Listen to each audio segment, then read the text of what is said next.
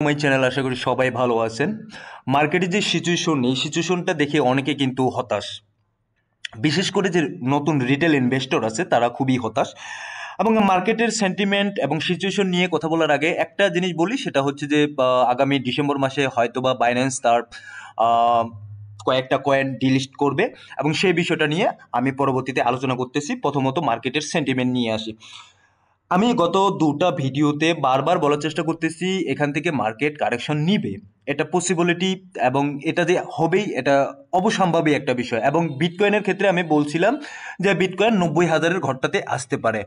এবং সেক্ষেত্রে আমরা যদি দেখি মার্কেট কত দূর পর্যন্ত কারেকশন নিয়েছে, বিটকয়েন বিটকয়েন লাস্ট যে কারেকশনটা নিচ্ছে সেখানে দেখা যাচ্ছে যে 91,500 বা 91,300 পর্যন্ত কারেকশন নিচ্ছে। এখন পর্যন্ত বলা যাচ্ছে না যে কারেকশনটা এখান থেকে কতদূর পর্যন্ত নিচে নামতে পারে।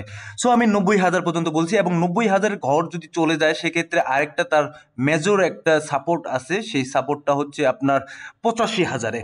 ঠিক আছে, এই 90,000 ক্রস করলে, 90,000-এর ঘর যদি ক্রস করে নিচের দিকে আসে সেক্ষেত্রে 85,000 পর্যন্ত সাপোর্ট আছে। এখন কথা হচ্ছে অল্টস কয়েনের ব্যাপারটাতে কি হলো। আমরা যারা বুলস র্যালির কথা চিন্তা ভাবনা করছি, যারা অল্টস কয়েনের যে টপ বাইং করছে, যারা নতুন রিটেল ইনভেস্টর আসছে তারা কিন্তু অল্টস কয়েনগুলোতে টপ বাইং করে ফেলছে। এবং তারা এই মুহূর্তে ফোমো সেলিং করার একটা প্রয়াস করতেছে, এবং অনেকেই করতেছে, আমি জানি অনেকেই করতেছে, ফোমো সেলিং করতেছে, কারণ তাদের পোর্টফোলিও ডাউনই আসতেছে।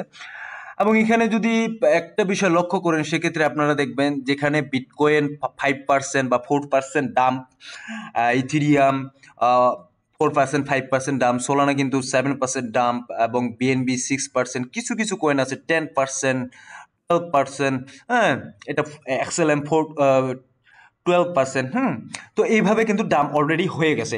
এখন আমাদের হতাশ হওয়ার কারণটা কি? হতাশ হওয়ার কারণটা হচ্ছে যারা টপ বাইং করে ফেলছি আমরা তাদের জন্য একটু হতাশ। কিন্তু তাদেরকে আমি একটা কথা বলবো, যদি আপনাদের ডিসিএ করার মতো আপনাদের পোর্টফোলিওতে টাকা থাকে সেক্ষেত্রে আপনারা ডিসিএ করতে পারেন। যদি না থাকে সেক্ষেত্রে আপনারা ফোমো সেলিং অবশ্যই করবেন না, আপনাদের একটু ধৈর্য ধারণ করতে হবে।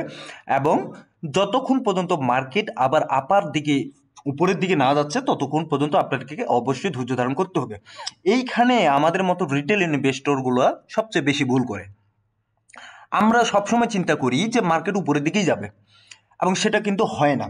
এবং সেক্ষেত্রে হয় কি, আমরা সবসময় চিন্তা করি আমার আমার যে $500 ইনভেস্ট করছি এবং টপ বাইং করে ফেলছি, এবং টপ বাইং করার পর যখন মার্কেট 5%, 10%, 20% কারেকশন হয় সেক্ষেত্রে কিন্তু আমরা ভয় পেয়ে যাই, এবং ভয় পাওয়ার পরে যেটা হয় সেটা আমরা সেল করে ফেলি।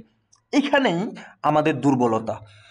যেখানে অন্যান্য যে হোলস আছে, যারা ইনস্টিটিউট আছে, তারা কিন্তু ওই জায়গাটাতে বাইং করে, এবং আমরাও বাইং করতে পারি যদি আমাদের ডিসিএ করার মতো টাকা থাকে। অ্যাভারেজ একটা কস্টে আমরা নিয়ে আসতে পারি আমাদের পোর্টফোলিওটার যে কস্টিং, প্রত্যেকটা পার কয়েন কেনার যে কস্টিং থাকে সেটা আমরা অ্যাভারেজে আরও নিচে নিয়ে আসতে পারি।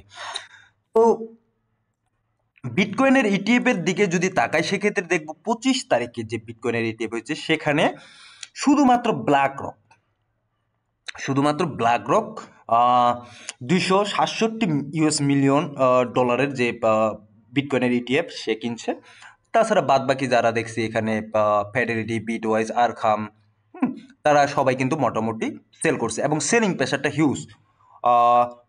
435 মিলিয়ন ডলারের একটা সেলিং আসছে এখানে। একটা গ্রে স্কেল, সে মোটামুটি কিছুটা কেনার চেষ্টা করছে, যেটা ধরার মধ্যে না। এখন দেখুন, এত কিছুর পরও কিছু অবশ্যই ভালো নিউজ আছে, যেখানে এটা বারবার বলতেছি যে বিটকয়েনের ক্ষেত্রে সবচেয়ে ভালো নিউজ এই মুহূর্তে যেটা আছে সেটা বিটকয়েনের ক্ষেত্রে। আমি অনেক কান্ট্রির কথা বলছি, অনেক হোলসের কথা বলছি, অনেক কোম্পানি, অনেক ব্যাংক। তো এখন যে কান্ট্রিগুলোর যে কাজগুলো করতেছে, যেমন মরক্কো দেখেন, সে কিন্তু আনব্যান করছে ক্রিপ্টো। আগে ব্যান ছিল, তার এখানে কত 2017 সাল থেকে ব্যান ছিল, এখন কিন্তু আনব্যান করছে। তো এর কারণ কি? তারা অ্যাডপশন করতেছে বিটকয়েনকে। আর যত বেশি অ্যাডপশন হবে কান্ট্রিতে বা বড় বড় ব্যাংকে, তত বেশি কিন্তু বিটকয়েনের জন্য ভালো।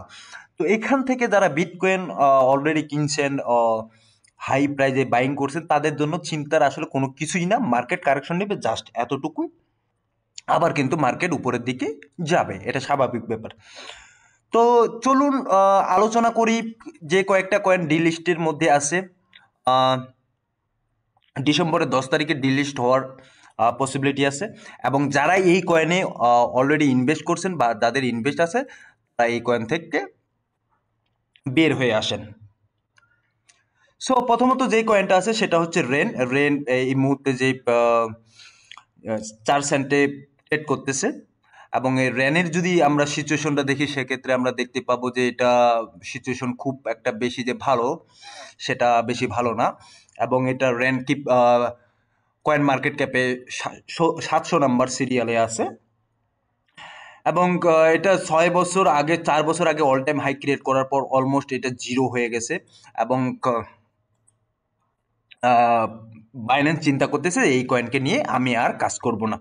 সো এখানে দেখুন এখানে মার্কেট কতটা নিচে ডাম্প করছে, এবং এটা একটা স্টেবল পর্যায়ে, এমন একটা পর্যায়ে চলে গেছে এখান থেকে মার্কেট আর কতদিন বা কতদূর পর উপরে উঠবে সেটা নিয়ে সন্দেহাতীত আছে।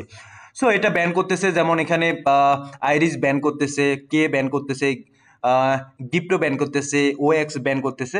তো এটা হবে 10 ডিসেম্বর 2024, মানে যে নেক্সট মান্থে আছে 10 তারিখে।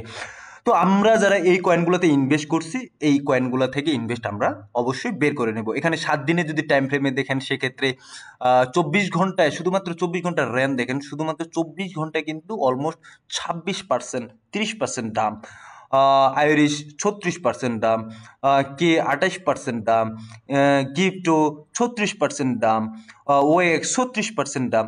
সো এই কয়েনগুলো থেকে আমরা দূরে থাকি, এবং আমরা মার্কেটে গ্যাম্বলিং খেলার চেষ্টা কম করি। আমরা ফান্ডামেন্টাল যে কয়েন আছে সেই ফান্ডামেন্টাল কয়েনগুলোতে ইনভেস্ট করার চিন্তা ভাবনা করব, চেষ্টা করব, তবেই আমাদের পোর্টফোলিওতে একটা ভালো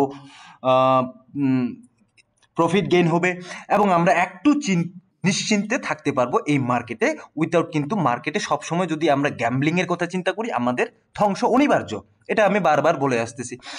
এখন মার্কেটের সেন্টিমেন্ট দেখুন, মার্কেট ক্যাপ কিন্তু অলরেডি অনেকটা ডাম্প চলে গেছে, এখন এই মুহূর্তে 3.16 ট্রিলিয়নের মার্কেট ক্যাপ, এবং গত 24 ঘন্টায় অলমোস্ট 6% দাম, ভলিউম কিছুটা বেড়েছে। গত 24 ঘন্টায় বিটিসির ডোমিনেন্স কমছে, ইথেরিয়ামের ডোমিনেন্স কিছুটা বাড়ছে। সো ফেয়ার এবং গ্রিডের যে ইন্ডেক্স সেই ক্ষেত্রে আমরা দেখতে পাচ্ছি যে ফেয়ার এবং গ্রিডের ইন্ডেক্স এক্সট্রিম গ্রিড এখনও আছে, বাট এটা কিন্তু ন্যাচারালের দিকে আসার চেষ্টা করতেছে। আই হোপ যে মার্কেট এখান থেকে তা খুব দ্রুত কারেকশন নিয়ে আবার উপরের দিকে ঊর্ধ্বমুখী হবে এবং ভালো একটা রেজাল্ট পাবো। এবং লাস্ট একটা কথা বলতে চাচ্ছি, যারা ডিসিএ করার মতো টাকা আছে অবশ্যই আপনারা ডিসিএ করবেন। অ্যাভারেজ বাইং কস্ট যখন কমায় নিয়ে আসবেন তখন খুব তাড়াতাড়ি কিন্তু আপনারা অন্যদের তুলনায় প্রফিটে যেতে পারবেন।